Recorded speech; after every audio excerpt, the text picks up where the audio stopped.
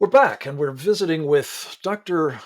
Lieutenant Colonel Jim Carafano of the Heritage Foundation, where he serves as its Vice President for Foreign Policy and one of the resident experts in certainly the conservative world on national security matters. We're always delighted to have a chance to visit with him. Jim, you were talking about leadership and the impact that failures of it have had on military readiness and morale and esprit de corps and so on.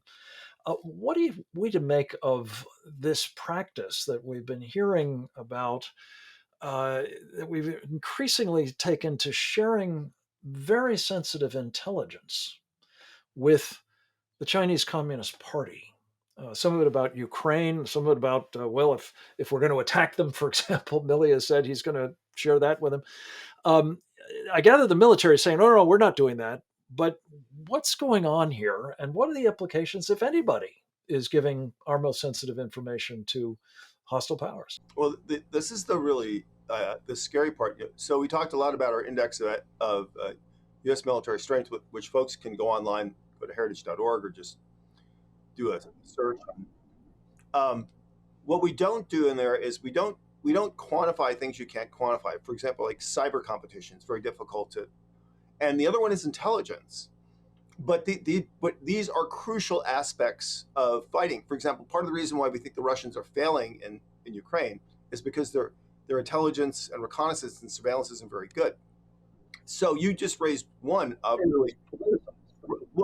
one of three problems that the U.S. has. One is this practice of, for political purposes, compromising information with people that we know are going to not use it correctly. Like why are we holding any mill-to-mill contacts with the Chinese? Why are we sharing any information with the Chinese?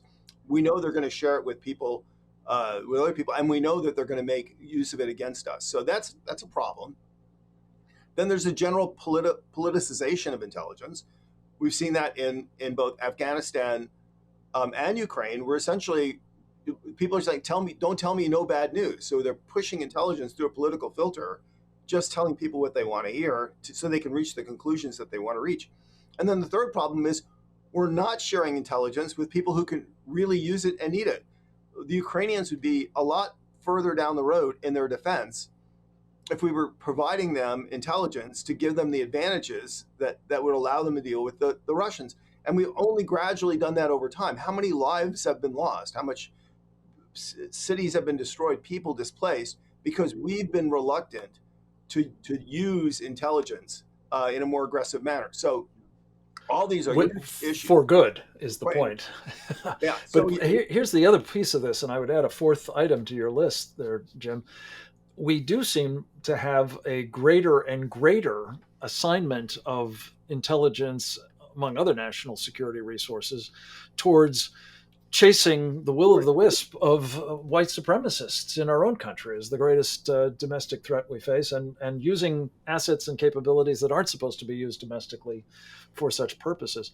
And climate change and other issues. Well, all manner of other things. Exactly Yeah. right. Yeah. Yeah. So let me pivot to one other piece of this because I want to take advantage of your expertise on Iran, Jim. Um, Among the other misbegotten things this administration is doing, and there are many, is this reckless, indeed maniacal pursuit of a new deal with the mullahs, Right. notwithstanding bad experience that the very same people had the last time around. Talk a little bit about what is shaping up in terms of a deal that, under these circumstances, is fraught. And these two issues that we've just discussed are inextricably linked. One of the things that we look at in the index is where does America need to be strong to deter what could be problems for America and Western Europe because of NATO, obviously in Asia because of China, but also the United States is a balancer in the Middle East to maintain peace. And the more instability there is, the more pressure that puts on us, and the more those needs compete with other needs. And we're overstretched now. I can tell you that. So here's what we know about the Iran deal and why this is incredibly dangerous. We know this deal is absolutely worse than the deal before, which failed. We know for a fact, because actually administration officials have said this Iran deal will not prevent Iran from getting a nuclear weapon. So the fundamental rationale to the contrary, I think we're going to pay for it. Yeah, That's the problem. and it is definitely going to empower Iran. Put more money into their economy, more access. It's going to make them much more dangerous, which again comes back as a problem on us. And then the other thing is it's going to be a complete backdoor for the Russians.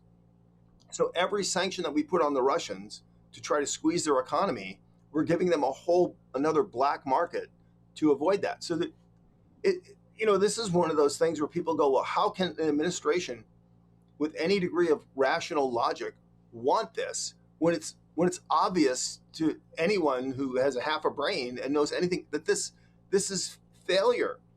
And my thing, this happens in history. We've seen it before. They myopically convince themselves in their own little brain that this is going to work when demonstrably reality tells you it can't. Yeah, their own experience again But their own is experience of instructive. failure. But they ignore it. Their own failure. Exactly, exactly. Jim, let me just ask you about this thesis, which seems to be animating this team, and that is that you mentioned the United States' historic role, at least in decades past, of being the balancer of protecting our friends in Israel and otherwise trying to make sure that there's stability, among other things, for oil access in the Middle East. They seem to have determined that the United States, perhaps because, as you say, we're just stretched too thin, is going to have to back out of that role. We've invited the Russians in. The Chinese are now on their way in. And certainly it seems as though the administration thinks the world would be a better place if Iran were the hegemon running the Middle East. Is that plausible? And Well, I mean, what look, are the likelihood of it being achieved? we keep asking, why are they doing this? Well, look, it's the exact same people that were there in the Obama administration. They've come back with the exact same policies. And in all three cases, their strategy was, we can withdraw from Europe because we can just satiate the Russians and we can withdraw from Europe. We can withdraw from the Middle East, just give the Iranians what they want and withdraw.